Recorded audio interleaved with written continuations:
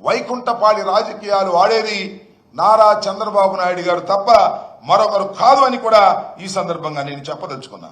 చంద్రబాబు నాయుడు గారు అంటున్నారు నిన్న ఏంటంటే 93% స్ట్రైక్ రేట్ అంట. ఎన్ని టీములు కలుపుకున్నాడేవయ్యా 93% స్ట్రైక్ రేట్ గురించి? నీ టీం సంగతి దేవుడు ఎరుగు. బీజేపీ టీము, ఆయన పేరేంటి, జనసేన టీము, ఇన్ని టీములు కలిసి ఆడారు. అందుకని నీకు 93 స్ట్రైక్ రేటా కనపడుతుంది. సింగిల్ కదా బ్యాటింగ్, సింగిల్ కదా నాయన.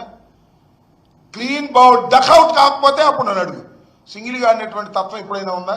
ఎప్పుడు చంద్రబాబు నాయుడు గారు ఎన్టీ రామారావు గారిని వెన్నుపోటు పొడిచిన దగ్గర నుంచి ఎవరొకరిని మీద ఆధారపడి రాజకీయాలు చేయటమే తప్ప సింగిల్గా వచ్చినప్పుడల్లా నువ్వు చితకబాదిన సందర్భాలే తప్ప ఎక్కడైనా ఎప్పుడైనా సింగిల్గా లేకోకుండా గెలిచినటువంటి సందర్భం ఉన్నది.